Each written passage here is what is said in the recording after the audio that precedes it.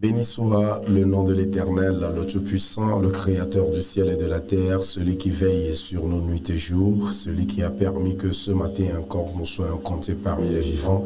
Nous lui rendons toute la gloire. Shalom, chers frères et sœurs. Nous espérons que vous êtes très bien réveillés également ce matin.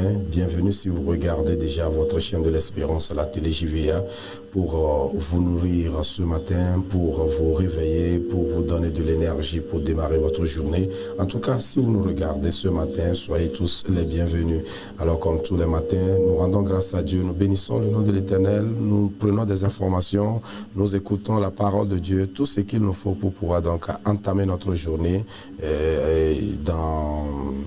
avec toute l'énergie nécessaire. En tout cas, nous avons préparé ce que nous pourrions encore préparer pour ce matin. Nous espérons qu'au travers de cela, le Seigneur nous fera grâce. Allez, nous partons tout de suite pour vous souhaiter la bienvenue, pour nous installer et pour louer, rendre grâce à Dieu pour tout ce qu'il nous fait. C'est au travers de notre chantre précieuse qui nous chante Aignon ce matin. On y va.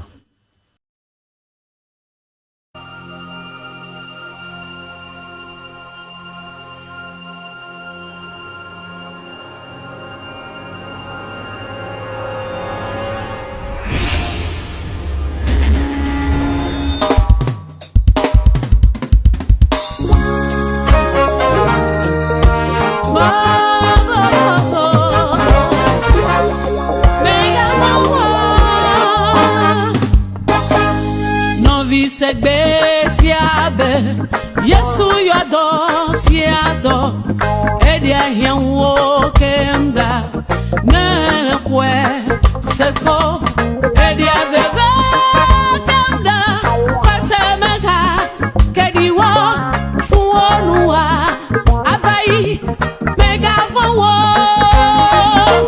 novi sebe siabe Yesu yado siado edia hianwo Kamba, nana na jayo, mako, edia zaba, kanda, kwasa maka, kediwo, fuonua, abayi, mega fuwo, wowo.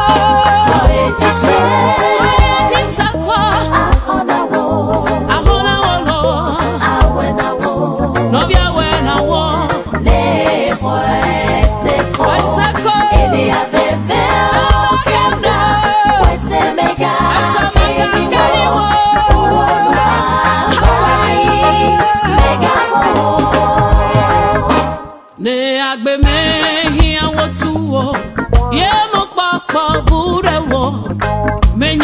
Sike na wo, ena dogo le menwo, magrona wo beneli, mare magade wole si, awena wo, na vinye mega wo.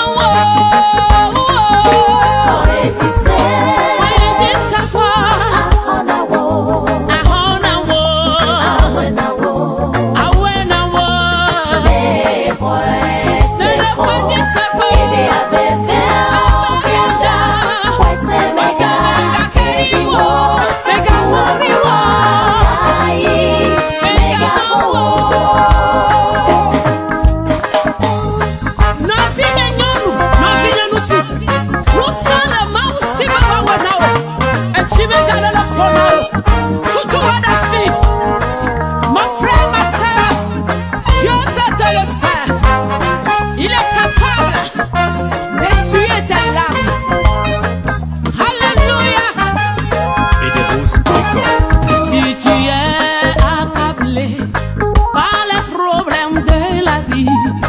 Et tu ne sais comment faire pour t'en sortir, mon frère. J'aimerais te dire que j'ai un Dieu tout-puissant. Il est capable de le faire, mais aucune crainte. Si tu es accablé par les problèmes de la vie et tu ne sais comment faire pour t'en sortir, ma soeur, j'aimerais te dire que j'ai un Dieu tout-puissant. Il est capable de le faire, mais aucune crainte. Crois en lui, il vient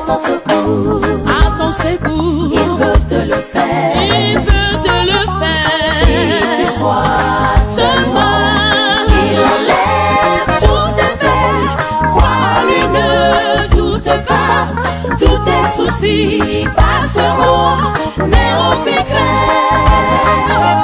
Crois en lui, Crois en lui, il vient à ton secours. il vient ton secours. Il peut te le faire. Il peut te le faire. Si tu crois seulement, il enlève toutes tes peines. Crois en lui, ne doute pas. Tous tes soucis passeront. N'aie aucune crainte.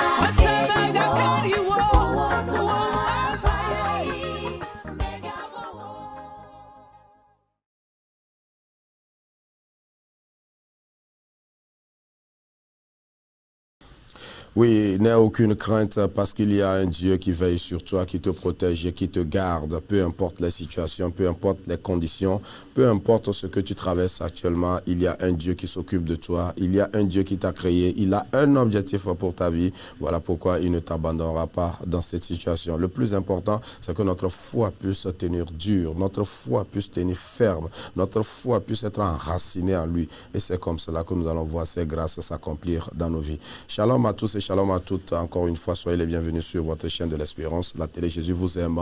Alors ce matin, nous allons prendre la parole du Seigneur, l'exhortation du Seigneur, les conseils de notre Dieu pour accompagner notre journée. Depuis hier, il s'est prêté à l'exercice avec nous et donc tout au long de la semaine, c'est au travers de sa voix que nous allons recevoir les conseils du Seigneur, notre bien-aimé pasteur Éclou et ton âme. Il est encore là ce matin. Pasteur, bonjour. Bonjour, pasteur. Merci d'être encore là ce matin. C'est vrai que le climat ou la nature, l'environnement dérange beaucoup cette semaine-là, mais le Seigneur nous fait grâce. En tout cas, la distance aussi est là, mais vous avez encore fait l'effort d'être là pour nous apporter l'exhortation du Seigneur. Vous avez la parole, pasteur. Merci beaucoup. Que le Seigneur vous bénisse. Amen, amen, amen. J'avoue que vous êtes en train de faire un excellent travail. C'est le Seigneur. Amen, c'est le Seigneur. Et surtout, merci pour l'invitation. Nous allons prier. Au nom de Jésus. Tendre Père, nous voulons te bénir encore ce matin. Il t'a plu dans ta grâce et de permettre à ce que nous soyons ici. Nous te donnons la première place. Viens et parle. Nous sommes que des instruments dans ta main. Utilise-nous comme bon te semble. Au nom de Jésus. Amen. Amen, amen, Je amen. profite pour dire merci à Dieu pour la vie de nos responsables sur le plan national. Que le Seigneur les bénisse. Amen. Humblement, nous allons prendre nos Bibles. Nous allons lire dans le livre de Ruth, Ruth chapitre 1, versets 16 et 17. Ruth chapitre 1, versets 16 et 17. Ruth répondit, « Ne me presse pas de te laisser, de retourner l'un de toi.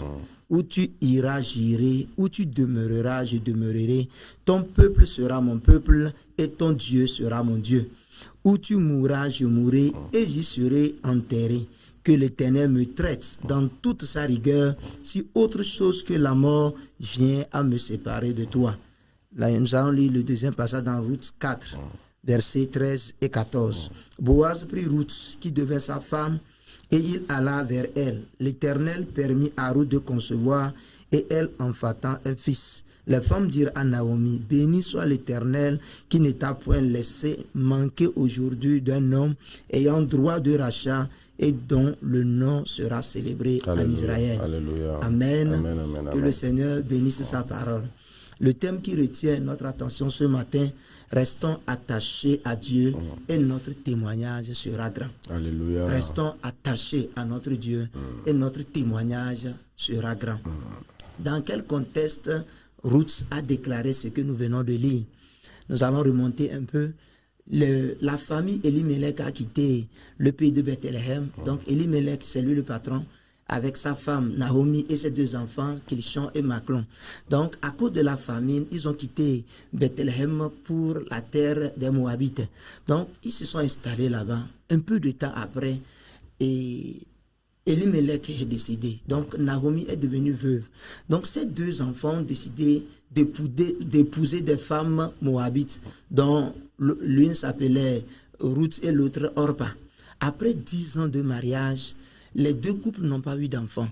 Et ce qui est arrivé encore de mal, ou le malheur qui s'est abattu sur Naomi, elle a encore perdu ses 2 enfants. Donc Naomi est devenue veuve sans enfants sur une terre étrangère. Je prie pour quelqu'un qui m'écoute en ce moment. La Bible dit que celui qui a Jésus a la vie et la vie en abondance. Je dis non à la mort subie dans ta vie. Au nom de Jésus, que le Seigneur nous accorde la vie et la vie en abondance. Au nom puissant de Jésus. Alors, Naomi a appris que Dieu a visité son peuple. Alors elle a décidé de retourner à Bethléem. Chemin faisant, elle s'est tournée vers ses 2 belles-filles et elle les a dit, si vous me suivez, même si Dieu m'accorde un enfant aujourd'hui, vous ne pouvez pas attendre jusqu'à ce que l'enfant grandisse. Donc, retournez. Orpa a pris la décision de retourner. C'est alors que la Bible n'a plus fait cas de Orpa. Mais Ruth a dit à sa belle-mère, ne me presse pas de te laisser, de retourner loin de toi. Où tu iras, j'irai. Où tu demeureras, je demeurerai. Ton peuple sera mon peuple et ton Dieu sera mon Dieu. Où tu mourras, je mourrai et j'y serai enterré. Et elle prend la décision de dire que l'Éternel me traite dans toute sa rigueur. Si autre chose que la mort, je ne me séparer de toi. J'aimerais dire à quelqu'un ce matin, peu importe ce que tu vis, dis oui à Jésus. Peu importe ce que tu traverses, dis oui à Jésus. Parce que Dieu honore ceux qui l'adorent en esprit, en vérité. Ceux qui le choisissent comme son Seigneur. Et ce qui me réjouit à la fin de l'histoire, parce que Ruth a pris la décision d'appartenir, de servir le Dieu d'Israël. Qu'est-ce qui s'est passé? Dieu a permis que Ruth rencontre l'homme le plus riche du milieu qui s'appelle Boaz. Et après leur mariage, Dieu les a bénis avec un fils qui s'appelle Obed. Et j'avoue que à partir de ce fils-là, le Obed est le grand-père de David et est le père d'Isaïe. Donc quand vous regardez la lignée de Jésus, quand on parle de Jésus, on parle de Ruth parce qu'elle a décidé à un moment donné de sa vie de dire oui à Dieu. Ce matin, quand tu m'écoutes, peu importe ce que tu traverses, je nous en supplie, disons oui à Jésus. Quand tu dis oui à Jésus, ta génération va en bénéficier. Et toi-même, tu vas témoigner la grandeur de Dieu, car Dieu honore ceux qui sont restés attachés à lui. Alors que le Seigneur nous bénisse, dis oui à Jésus et ton témoignage sera grand. Que Dieu nous bénisse. Au nom puissant de Jésus, que Dieu nous bénisse abondamment, que le Seigneur nous aide, qu'il ouvre notre compréhension, qu'il ouvre notre entendement, que le Saint-Esprit éclaire notre être intérieur, afin que nous puissions comprendre la portée, la nécessité d'être attachés à celui-là qui nous a créés. Oui, la Bible dit que Dieu a créé l'homme à son image. Nous sommes le reflet de celui qui est dans les cieux. Alors, si nous ne sommes pas attachés à lui, c'est que nous n'existons pas. Pour que nous puissions exister, que ce soit dans le siècle présent ou dans le siècle à venir, il faudrait véritablement que nous demeurions attachés à lui. En tout cas, pasteur, merci beaucoup pour cette exhortation que vous nous apportez ce matin. Que le Seigneur nous aide afin que nous puissions demeurer, nous puissions rester attachés, nous puissions accepter son Fils Jésus qui est le chemin, la vie et la vérité. Quand nous passons par Jésus, nous irons au Père, nous resterons au Père et nous allons vivre éternellement avec lui. Mais en attendant d'aller vivre éternellement avec lui, nous devons vivre aussi sur cette terre et accomplir. Parce que justement, quand on regarde cette femme-là dont vous nous avez parlé, au travers d'elle, le Christ, le Sauveur aussi, est arrivé sur cette terre. Alors que le Seigneur nous aide afin que nous puissions rentrer dans le plan du divin. Vous allez prier pour nous et nous confier au Seigneur. Amen. Merci beaucoup. Que le Seigneur vous bénisse. Amen.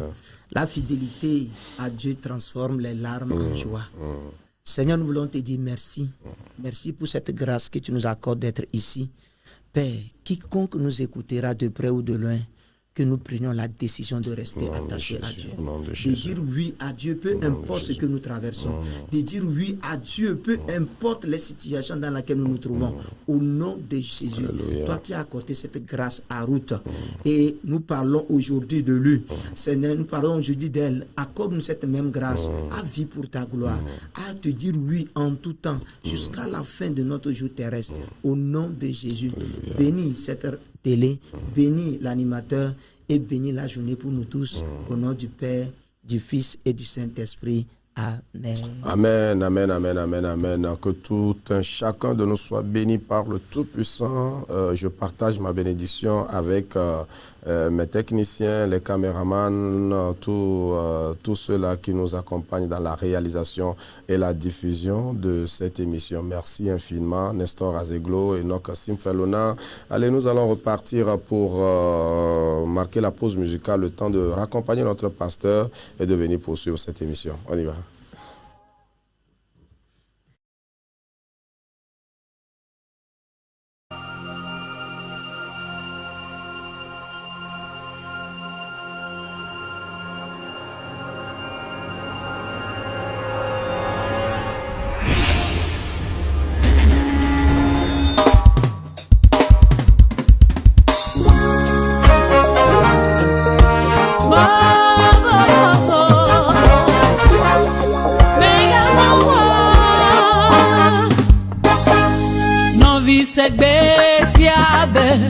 Yesu yado siado edia hianwo kemda na kwe seko edia vega kemda kwasemeka kediwa fuonua avai mega fowo novi sebe siabe Yesu yado siado edia hianwo kemba nana na jayo mako edia veva kemba kwasamaka kediwo fuonua abayi mega fowo bowo oezise kwa ahona wono awenawo novia wenawo ne poeseko edia veva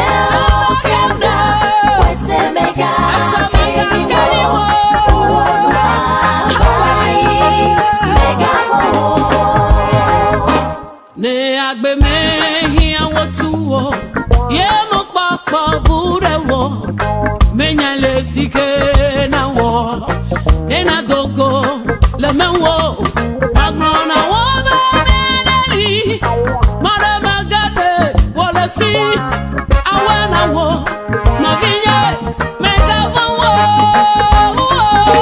oezise kwa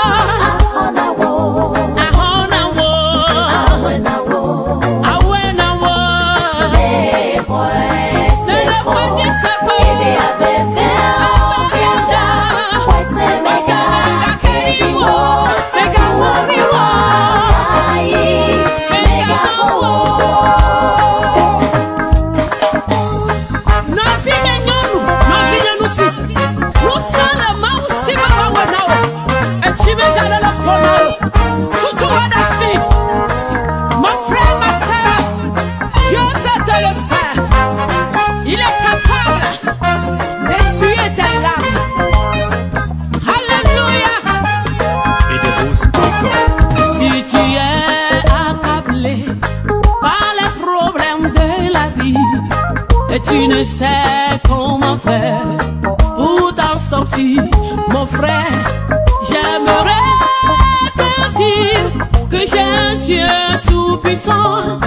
Il est capable de le faire, n'aie aucune crainte.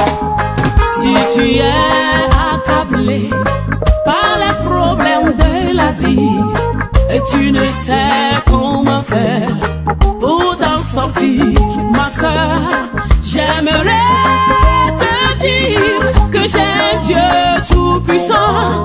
Il est capable de le faire, n'aie aucune crainte. Crois en lui, Crois en lui.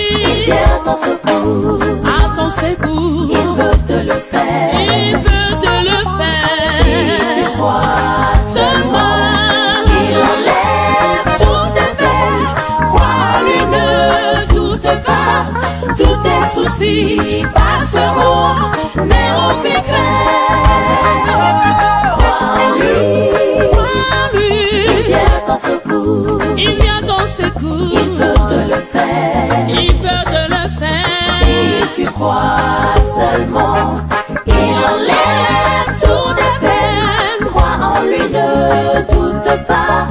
Tous tes soucis passeront. N'aie aucune crainte.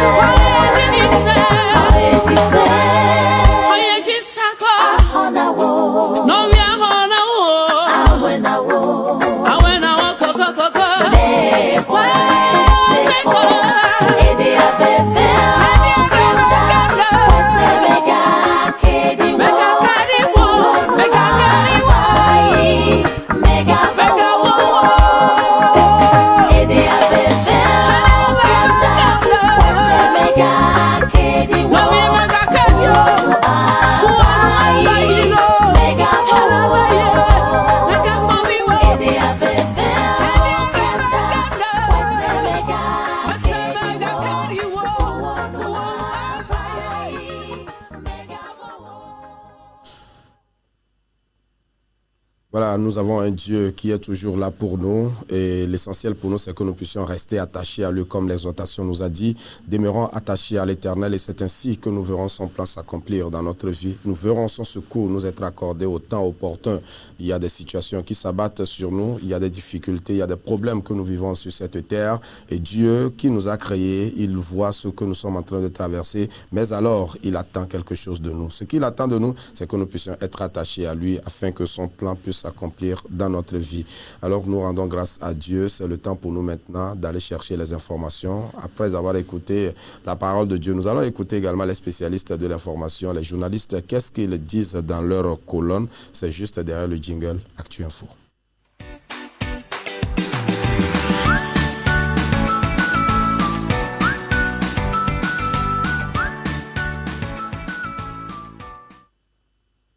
Actualité information de ce matin, nous commençons avec le site univers.tg. Univers.tg s'intéresse à l'actualité climatique et titre ce qui suit. Face aux fortes pluies, Calix Majulba déclenche le plan Orsec.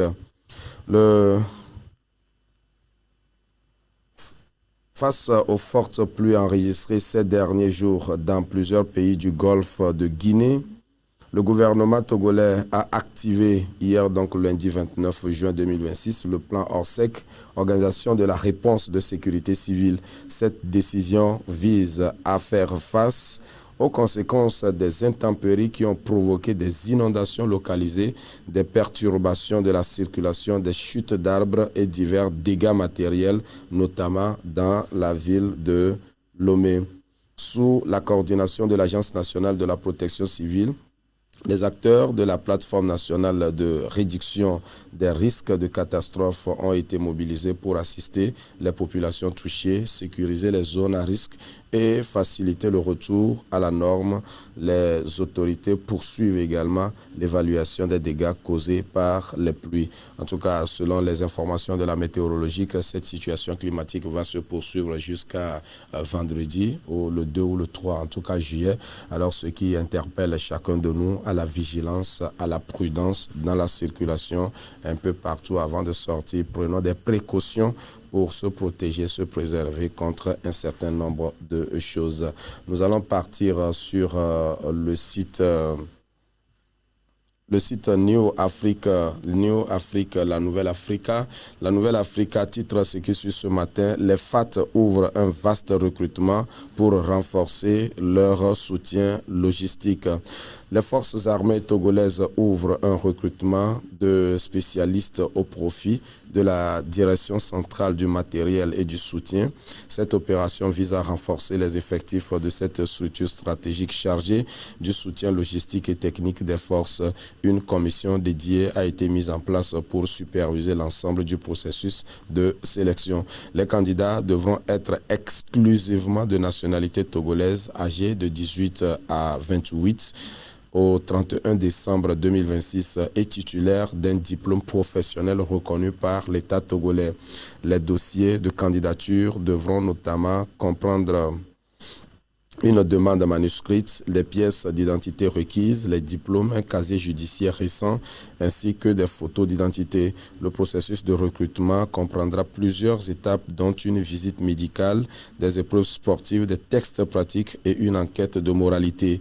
Les différentes évaluations se dérouleront du 2 au 4 juillet 2026, principalement à la direction centrale du matériel et du soutien et sur les installations de l'état-major général des forces armées togolaises. À l'issue de la sélection, les candidats retenus seront convoqués pour suivre une formation élémentaire, troupe toutes armes, d'une durée de 4 mois au Centre national d'instruction. Selon l'état-major général, cette campagne de recrutement s'inscrit dans la volonté de renforcer les capacités opérationnelles des forces armées togolaises et d'améliorer leur soutien logistique. Nous allons poursuivre l'actu info de ce matin avec le site évangélique.info. Évangélique.info titre ce qui suit ce matin. Entendu par l'ONU, l'Alliance évangélique mondiale exhorte les États à l'impartialité religieuse. Lors d'une déclaration orale au Conseil des droits de l'homme de l'ONU à Genève le 17 juillet dernier, l'Alliance évangélique mondiale a demandé à tous les États des initiatives en faveur de la cohésion interconfessionnelle et de la paix.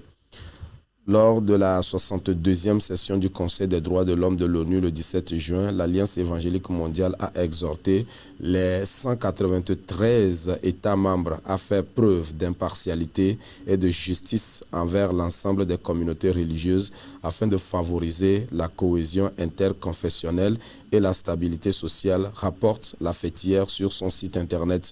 Le Canadien Jean-Noël Ferneau, prenant la parole au nom de l'Alliance évangélique mondiale et de son réseau pour la paix et la réconciliation, s'est exprimé dans le cadre d'un dialogue interactif avec l'experte indépendante en matière des droits humains et de la solidarité internationale. Saluant le rapport de l'experte, il a réaffirmé le soutien de l'Alliance à la résolution des conflits mondiaux liés à des convictions religieuses, appuyant une pensée fondée sur le pacifisme et l'inclusion. Nous exhortons les gouvernements à rester attachés à l'impartialité et à la justice envers toutes les religions, car nous estimons que cela est essentiel à la paix. Voilà donc ce que nous pourrions dire pour ces quelques informations que nous avons concoctées ici et là. Mais alors, nous sommes mardi. Mardi, elle vient en studio pour nous parler sport. Ce matin, elle est encore là. Nous recevons notre bien-aimée sœur Victoire. Bonjour. Bonjour, pasteur. Comment tu vas? Je vais bien, Ça va? Oui, ça va. Et les cours? On est dedans. Les examens ont commencé à l'université. Bien sûr. Avec la pluie et tout ce qui va avec. En tout cas, bon courage. Merci Le Seigneur est vivant. Alors ce matin, on va encore parler sport. Oui, ce matin, Allez. nous allons continuer avec la Coupe du Monde. D'accord. Eh bien, le classement après la 3e et dernière journée de la phase des poules. Si nous pouvons passer l'affiche à l'écran, s'il vous plaît. Dans le groupe A, déjà, nous avons le Mexique en tête avec 9 points. L'Afrique du Sud le suit avec 4 points. Après, nous avons la Corée du Sud 3 points et la République tchèque 1 point. Le groupe B, nous avons la Suisse en tête avec 7 points. Le Canada le suit avec 4 points. La Bosnie 4 points et le Qatar 1 point. Dans le groupe C, le Brésil est en tête avec 7 points. Maroc le suit avec 7 points également. L'Écosse totalise 3 points et Haïti se retrouve à 0 points. Le groupe D, nous avons les États-Unis en tête, 6 points, l'Australie 4, ainsi que le Paraguay 4 également. La Turquie se retrouve avec 3 points. Dans le groupe E, nous avons l'Allemagne en tête avec 6 points, la Côte d'Ivoire également 6 points, l'Équateur 4 points et le Curaçao 1 point. Le groupe F, nous avons le Pays-Bas 7 points, Japon 5 points, Suède 4 points, la Tunisie 0. Le groupe G, nous avons la Belgique en tête avec 5 points ainsi que l'Égypte, l'Iran le suit avec 3 points et la Nouvelle-Zélande 1 point. Le groupe H, l'Espagne 7 points, Cap-Vert 3, l'Uruguay et l'Arabie Saoudite 2 points chacun. Groupe I, France 9 points, la Norvège 6 points, Sénégal 3 et l'Irak 0. Groupe J, l'Argentine 9 points, l'Autriche 4 points ainsi que l'Algérie. La Jordanie se retrouve avec 0 points. Groupe K, nous avons Colombie 7 points, Portugal 5 points, RD Congo 4 points, l'Ouzbékistan finit avec 0 points. Groupe L, pour finir, l'Angleterre, 7 points. Croatie, 6 points. Le Ghana, 4. Et le Panama totalise également 0 points. Voilà pour le classement. Voilà, il faut rappeler que les 16e de finale ont déjà commencé depuis dimanche. L'Afrique du Sud qui a plié après le match face au Canada. Voilà, au Canada. Donc fondamentalement, il y a encore des matchs qui se déroulent. Je crois que le Maroc a également tiré son épingle de jeu hier en venant à bout aux Pays-Bas sur les tirs au but. En tout cas, tu as les résultats de... Voilà, on y va. Effectivement. Déjà, comme le pasteur l'a dit, l'Afrique du Sud a été battue par le Canada 1-0. Et le Maroc le Japon plutôt face au Brésil d'abord. Le Brésil plutôt a remporté face au Japon 2-1. L'Allemagne face au Paraguay, ils ont joué un match nul 1 point. Et puis au pénalty, et Paraguay s'est démarqué avec 4 buts à 3 plutôt face à l'Allemagne. Maintenant, le Maroc face aux Pays-Bas, ils ont également joué un match nul, un but de chaque côté. Et le Maroc s'est démarqué en pénalty avec 3 buts à 2. Voilà. Bon, les matchs continuent le 30 juin, c'est-à-dire aujourd'hui. Est-ce que c'est aujourd'hui? C'était hier. Oui, non, aujourd'hui, le 30, aujourd'hui déjà le 30, il y a le match Côte d'Ivoire-Norvège à 17h. Voilà. La France face à Suède à 21h. Voilà. Donc, c'est les deux affiches fondamentalement, puisque les matchs ont commencé depuis ce matin à 1h, donc avec ces deux rencontres qui ont été déjà disputées. Donc, le Paraguay passe pour les huitièmes de finale, ainsi que le Maroc, le Brésil et le Canada. On attendra également ceux qui vont arracher leur ticket aujourd'hui entre la Côte d'Ivoire, Norvège et la France, la Suède. Tous ces matchs se jouent. Non, le match France-Suède, c'est à 21h. Et le match Côte d'Ivoire-Norvège, c'est à 17h. Voilà. Autre chose également. Voilà. Donc, les matchs continuent jusqu'au 4 juillet pour la 16e de finale. Bien évidemment. Donc, on reste connecté. Eh bien, Abou Ossé FC valide son billet pour les playoffs de la D3. Face à Abana FC, ils ont fait un score de 2-1 la dernière fois. Voilà, c'était ce match proposé par la fédération. Après avoir tranché l'affaire au niveau de la commission, il fallait ramener les deux équipes sur le terrain et voir celui qui va arracher son ticket pour la finale, pour la finale de la D3, puisque bien évidemment on attend également le championnat de la deuxième division qui n'a pas encore démarré, justement parce que ce problème n'est pas encore réglé. Alors désormais c'est Abou Ossé qui passe et va jouer la finale avec c'est Sarah, non? C'est Sarah avec Sarah FC. Voilà, c'est avec Sarah FC. Tellement d'équipes dans ma tête que je me perds un peu là. Voilà, donc à l'issue de cette finale, on attendra maintenant la programmation pour le championnat national de football de deuxième division. Merci beaucoup. Ça sera ça pour sur le plan national. D'accord. D'accord. Merci beaucoup, bien-aimée sœur Victoire, pour ces informations sportives que vous nous apportez.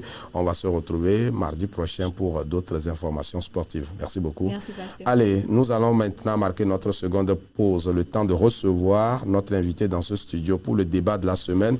Notre débat de la semaine s'invite sur le terrain de la santé qui est inévitable pour tout un chacun de nous.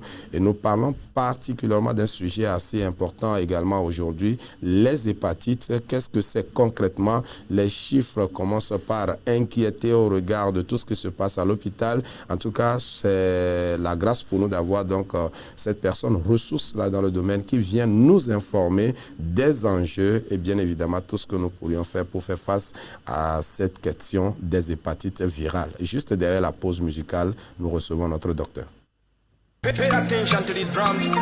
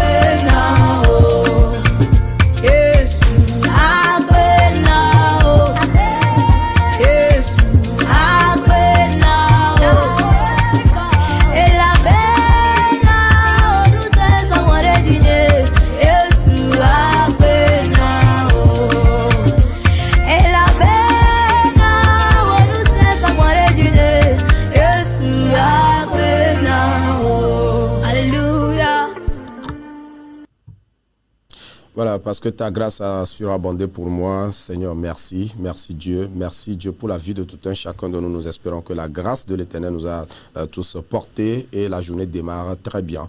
Alors, c'est le temps pour nous maintenant de recevoir notre docteur en studio. Docteur, bonjour. Bonjour. Merci encore d'être là ce matin. C'est vrai que, comme je l'ai dit avec le pasteur, la nature ne permet pas un déplacement assez aisé ces 2 jours-là, mais vous avez encore fait le sacrifice d'être là. Merci de répondre à notre invitation. Alors justement, nous avons commencé la thématique depuis hier, les hépatites, nous en parlions. Hier, il s'est agi de définir la notion de l'hépatite. Qu'est-ce qu'il faut comprendre? Nous avons essayé de juste planter le décor. Peut-être qu'on pourra faire un petit récap ou un petit rappel avant maintenant d'aller dans le sujet de ce matin. Oui, monsieur Roger, nous saluons tous nos téléspectateurs qui nous suivent de loin comme de près. Et ce sujet est aussi capital et il faudra vraiment comprendre les bases et savoir où nous allons. Effectivement, hier, nous avons dit que les hépatites virales sont des inflammations ou des plaies, pour le commun, qui sont causées par des virus qu'on appelle les virus de l'hépatite. Et les hépatites virales peuvent être aiguës, c'est-à-dire sur une période de moins de 6 mois. Les hépatites peuvent être chroniques, c'est-à-dire sur une période au-delà de 6 mois. Et selon que c'est chronique ou selon que c'est aigu, les complications qui vont suivre vont en découler. Voilà un peu. Et nous avions dit que c'est un sujet qui est très capital parce que c'est répandu aujourd'hui. Il y a un traitement. Au-delà d'un traitement, il y a une vaccination qui est efficace. Et ça doit être la centralité de chacun de nous. Pour ceux qui ont un test négatif, veiller à ce que la vaccination soit complétée. Aujourd'hui, nous allons évoluer pour voir quels sont les types d'hépatites que nous avons, leurs particularités et comment les hépatites virales se transmettent-elles. Voilà, si donc vous êtes prêts, on peut y aller avec vos stylos et vos calepins, noter parce que c'est très important, comme nous le disons chaque fois. Ces sujets dont nous débattons sont comme des courts-métrages pour nous, pour que chacun de nous puisse comprendre la portée de la question, le sujet, la thématique, voilà, et savoir concrètement ce qu'il faut faire. Alors ce matin, nous allons essayer de les classifier et parler du mode de transmission et chacun verra, attention, quand on se comporte comme cela, voilà ce que ça va créer. Quand on se comporte comme ça, voilà ce que ça va créer. Et ce que ça crée là, voilà ça. Docteur, on fait aller. Merci.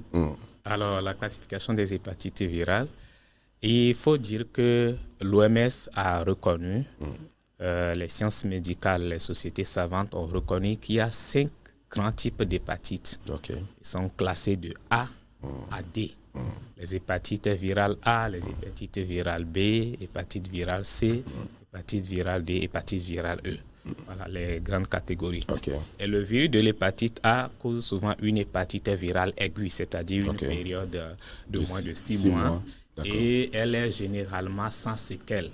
Voilà, elle guérit généralement bien. Et les hépatites virales B et C sont les formes les plus difficiles parce que au-delà du caractère aigu que ces hépatites peuvent porter, elles vont au-delà, font des complications parce qu'elles vont à la forme chronique. Et souvent l'hépatite B, c'est elle qui fait trop de ravages parce qu'elle va faire ce qu'on appelle la cirrhose du foie, le foie qui est complètement abîmé, qui ne peut plus assumer ses fonctions. Alors ça devient un problème à porter pour le sujet, un problème à porter pour la communauté. Et l'hépatite virale C particulièrement est silencieuse, c'est-à-dire qu'elle n'a pas de symptômes comme ça à la phase aiguë. Et c'est très tardivement qu'on arrive à identifier ces complications. Et l'autre, on l'identifie généralement par ces complications. Donc, ce qui veut dire qu'on devra avoir un accent particulier sur ça. Le virus de l'hépatite D, souvent, c'est un saprophyte entre griffes parce qu'elle autre va profiter de la présence de l'hépatite B pour exister. Ça veut dire que quelqu'un qui n'a pas l'hépatite virale B ne peut pas avoir l'hépatite virale D. Et l'hépatite virale E, c'est un proche voisin, c'est comme on dit les humains et les primates, c'est un proche voisin de l'hépatite virale A. Et généralement, elle aussi elle guérit naturellement sans laisser trop de séquelles. Voilà un peu ce que nous pouvons dire par rapport aux classifications des hépatites. Il y a les formes graves. Les hépatites virales B, C et D, et les formes qui sont souvent bénignes, les hépatites A et les hépatites E. Voilà. Donc voilà un peu comment se positionne ou comment se classifient donc ces hépatites-là de A à E, et les hépatites qui sont aiguës, les hépatites qui sont chroniques, ceux qui sont sévères, ceux qui adviennent et peuvent guérir. Il est très important que nous puissions comprendre la chose et surtout ne pas paniquer. Parfois, et quand on arrive à l'hôpital ou bien on diagnostique quelque chose, la panique tout de suite peut faire que... on fait déclencher autre chose. Hein. C'est vrai, parce que la hantise, en fait, la hantise qu'il y a autour du sujet, on dit qu'il y a hépatite, on sous-entend qu'il y a une cirrhose qui viendra, on sous-entend qu'il y a un cancer du foie qui viendra. Du coup, ce n'est pas assez aisé à supporter. Du coup, il va falloir aller avec tact et expliquer clairement pour que chacun connaisse sa position et savoir disposition pratique à prendre. Voilà, et je crois que cela relève de votre ressort, comment conduire les patients, comment aider les patients à pouvoir accepter leur maladie, à pouvoir supporter leur maladie et suivre le protocole sanitaire pour que véritablement guérison, s'il faut, puisse avoir. Alors, on va quand même parler des modes de transmission de l'hépatite A à l'hépatite E. Certainement que le mode de transmission n'est pas le même comme d'une maladie ou d'un aspect à un autre. Parlant du mode de transmission, il faut dire par rapport aux hépatites qu'il y a deux grands modes de transmission. La transmission orofécale et la transmission parentérale et sexuelle. Et quand nous parlons de transmission orofécale, c'est-à-dire c'est de bouche à l'anus ou de l'anus à la bouche. Ça veut dire quoi concrètement? Quelqu'un qui a l'hépatite virale ou une hépatite virale, qui part déféquer dans la nature. Les eaux de ruissellement emportent ça pour aller salir le potager. Ou bien l'eau de consommation qui est salie, si quelqu'un boit cette eau, ou quelqu'un prend ses potagers à des mains, carottes, choux, tout ça là, qui n'est pas bien entretenu, la personne peut faire les hépatites. Et ça concerne surtout les hépatites A, et les hépatites E. Heureusement, ce sont les hépatites qui sont moins graves et qui peuvent faire les formes aiguës. Sinon, on se rappelle tous que le mode de vie inclut non seulement nous, non seulement notre entourage, mais aussi l'environnement. Alors, on n'avait pas eu la largesse de détailler cette partie sur le mode de vie, mais voilà en quoi cela joue. D'accord. Hépatite A, hépatite E, l'eau est contaminée, les eaux sont contaminées, les aliments sont contaminés. Quiconque ça va infecter. D'accord. L'autre mode de transmission, c'est la transmission par le sang et les liquides biologiques, pour la transmission parentérale et sexuelle. Et ce mode de transmission va concerner les hépatites graves. Le B, le C et le D. Si nous prenons le D, c'est souvent par le matériel qui est souillé, un matériel médical, c'est-à-dire ça concerne particulièrement nous les soignants parce que nous sommes exposés à ça. Quelqu'un qui a l'hépatite B, on veut lui faire les soins, on fait un prélèvement, le technicien du laboratoire qui fait un prélèvement, il a un accident, le sang a giclé sur son visage ou bien il se fait piquer, ou bien quelqu'un qui est parti lui faire les soins et malencontreusement, parce que c'est des accidents, des incidents qui peuvent survenir, il se fait piquer. Donc, si les dispositions ne sont pas prises, cette personne peut avoir contaminé l'hépatite assez facilement. Et il y a la transmission de la mère à l'enfant au cours de la naissance. Et c'est pour ça que lors des consultations prénatales, il y a ce qu'on appelle le bilan de début de grossesse pour identifier qu'est-ce qui met en jeu la grossesse. Et dans ce bilan, on mettra la recherche des hépatites. Voilà. Quelles sont les dispositions pratiques médicales nécessaires qu'il faut prendre à la naissance pour l'enfant s'il s'avérait que la maman a un test d'hépatite B qui est positif. Il y a le contact étroit intrafamilial. Vous savez, nous on est en Afrique, ce n'est pas ceux d'autres où la famille se limite au papa, à la mère maman et à mon frère ou à l'enfant. ma soeur. On est là, c'est cousins, cousines, neveux, tout le monde. On dort En Afrique, ensemble, tout on le mange ensemble. village même, c'est la famille. On mange ensemble, le pays, c'est une famille. Voilà. Donc, il y a cet enjeu majeur de transmission de l'hépatite B, voilà, par ce contact étroit intrafamilial. On va se partager les plats, on va manger ensemble, on va boire ensemble. Puis c'est la familiarité, mais il y a aussi des enjeux qui sont là-dedans. Vous voyez? Et il y a aussi les rapports sexuels sans préservatif, le sperme et tout ça. Là, ça concerne des classes particulières de personnes. Des gens qui ne voient pas la valeur sacrée de la sexualité, qui ne voient pas la sanctification de la vie que Dieu a mise derrière toute cette bénédiction, je veux dire, et qui pratiquent ça à tout va, malheureusement, ou en tout cas, heureusement, ils sont confrontés à ce risque de contagion. L'hépatite virale C se transmet surtout par le sang.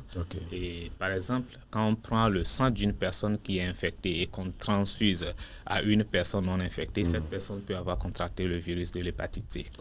Bon, Dieu merci, la transfusion, pour qu'on puisse procéder à la transfusion, les poches de sang sont vraiment traitées avec la plus grande technicité pour que tous ces enjeux-là puissent être évités. Il y a aussi les matériels souillés, qu'est-ce que je veux dire encore, la sexualité aussi qui revient dans cette affaire d'hépatite virale C. Et l'hépatite virale D a les mêmes voies de transmission que l'hépatite virale B, vu que c'est son chef, son patron, c'est son transporteur, ils ont pratiquement les mêmes modes de transmission. Voilà ce que nous pouvons dire sur les modes de transmission des hépatites. Voilà les modes de transmission des hépatites. Cela englobe beaucoup de choses. Alors, si nous en parlons, c'est pour que cela puisse nous interpeller tous. Parce que oui, justement, il y a des comportements, des attitudes que nous posons qui auraient pensé que le fait juste de déféquer à l'air libre, et lorsque la pluie, nous sommes dans la saison pluvieuse, et lorsque la pluie tombe sur ces déchets-là, ça les transporte, ça se retrouve.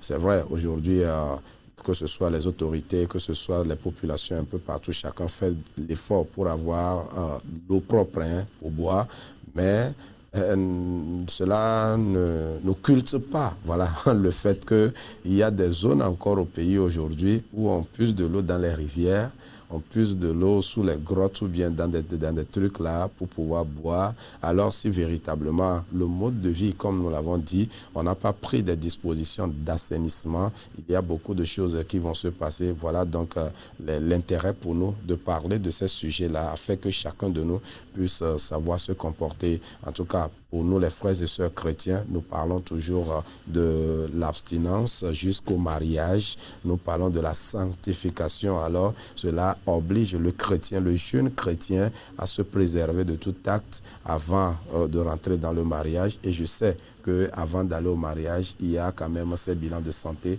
que vous demandez ou que vous faites avant que les jeunes ne puissent rentrer dans le mariage. Est-ce que cela inclut également les hépatites? Voilà. Et donc, il y a les hépatites dedans. Les hépatites, c'est des choses qu'il faut éviter à des dispositions, vu surtout qu'il y a des dispositions pratiques médicales nécessaires qu'il faut prendre. Voilà la nécessité de ces tests. Ça inclut effectivement les hépatites. Et les politiques travaillent sur l'assainissement. C'est vrai que toutes les zones ne sont pas couvertes, mais nous croyons que tel que les politiques sont en œuvre, ça va aller. Mais ça nous incombe, ça nous implique, parce que chacun doit bien faire le travail d'assainissement à son niveau, et à ce titre, tout le monde est préservé. Alors, docteur, permettez-moi d'ouvrir une petite parenthèse parce qu'il y a quelqu'un qui en a parlé.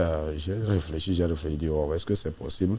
Le fait que les chanteurs se partagent les micros à l'église, est-ce que c'est un canal, un vecteur pour la transmission, un mode de transmission des hépatites? Parce que j'attendais justement le moment opportun pour pouvoir poser cette question. Et oui, en fait, il faut prendre des dispositions. ça va faire partir de la transmission intrafamiliale ou communautaire. Justement. On se partage. Si quelqu'un là, si une sœur, un frère a ça, et qu'il se partage le micro avec l'autre, il y a un contact étroit, la personne peut avoir contracté le virus de l'hépatite. Si la personne, voilà. Ça veut dire que c'est des dispositions qu'il faut prendre. Normalement, c'est chaque chantre avec son micro. Les micros sont personnalisés. En réalité, c'est ça. Voilà. C'est ce qui devrait je crois d'ailleurs, même il y a les mousses qu'on place sur les micros. Quand vous voulez chanter, vous mettez votre mousse. Quand vous finissez, vous enlevez et vous pouvez rendre le micro à une autre personne. Exactement. Ailleurs, ce sont des détergents ou des liquides qu'on asperge là, qu'on asperge sur les micros pour pouvoir désinfecter les désinfectants, voilà comme on les appelle. Alors, cela nous interpelle, cela nous impose vraiment de revoir notre mode de vie, que ce soit à la maison ou en dehors de la maison, afin d'éviter ces maladies-là, parce que justement, le docteur nous l'a rappelé, les chiffres sont vraiment alarmants et surtout dans le nord du pays. Alors, comme on l'a dit, certainement qu'il y a beaucoup de choses qui restent à faire encore. Certainement que c'est pour cela que les chiffres sont assez alarmants dans le nord du pays. Mais je crois que les efforts doivent se poursuivre pour pouvoir donc diminuer, pourquoi pas éradiquer cette maladie. Est-ce que c'est possible, docteur? Est-ce qu'on pourra l'éradiquer? Avec les virus, c'est difficile. D'accord. Mais on pourra avoir un contrôle efficace. Voilà, un contrôle efficace, mais c'est difficile d'éradiquer les virus parce que si vous étudiez leur métabolisme, la science derrière les virus, c'est un peu complexe. D'accord. Merci beaucoup, docteur, pour tous ces détails. En tout cas, on aura appris la leçon pour ce matin, la classification des hépatites, les hépatites A jusqu'aux hépatites E. Voilà, les hépatites qui sont, on va dire, peut-être difficiles ou complexes, les hépatites qui sont peut-être moins difficiles ou peut-être qui peuvent s'éliminer facilement, les hépatites aiguës, les hépatites graves qui peuvent être donc chroniques. Alors, prenons des dispositions pour éviter tout cela, c'est très important. On a parlé également des modes de transmission et donc comment est-ce que ces hépatites-là se transmettent, c'est de ça qu'il a été question aujourd'hui. Et donc, par la grâce de Dieu, docteur, demain nous allons parler des signes, les signes des hépatites, c'est bien cela? Demain, nous allons étudier les signes des hépatites, quoique ce ne soit pas le point central du message. Mais il faudra quand même que ceux qui, malheureusement, ont des tests d'hépatite positifs, mais qui ne le savent pas, qu'ils sachent quand même que au cas où ils présentaient tel symptôme, ils devraient penser se rendre à l'hôpital. Justement. Voilà. Donc déjà, quand il y a certains signes qui sont visibles dans votre état de santé, sur votre corps et tout ce qui va avec, il faudrait qu'on y pense véritablement. Et d'ailleurs, on ne va pas attendre les signes d'abord. Voilà pourquoi il y a des dépistages au quotidien, ça et là. Prenons la mesure de la chose. Je rappelle, peut-être si je peux ouvrir une parenthèse, que même pour le sida, quand bien même aujourd'hui, on n'en parle pas assez. Je me rappelle pour la première fois, quand j'étais à l'université, j'étais allé au centre des affaires sociales à Kara pour faire le dépistage. Il y avait un étudiant qui était assis en train de lire son cours là. Le matin, là, quand je suis venu, j'ai dit, est-ce que les médecins ne sont pas encore là? Il me pose la question, qu'est-ce que je veux? Je dis, je suis venu pour faire le test de dépistage. Il dit, quel est le test de dépistage? J'ai dit, sida. Il dit, qu'est-ce qui m'a amené? Qu'est-ce qui m'a poussé à venir faire ça? J'ai dit, non, je veux connaître moi. Il dit, que jamais. Lui, non. Jamais. que jamais. Et si je faisais le test et ça se révélait positif? J'ai dit, mais si ça se révèle positif, je vais prendre les dispositions. Il dit non, que lui, non, que jamais. Que lui ne va jamais faire ce test-là. Donc, voilà un peu la réaction de certains concitoyens. Il faut dire que c'est la compréhension du sujet du pas qu'il faut poser. C'est ça qui est le fondement de certaines réactions ou de certaines décisions. Voilà.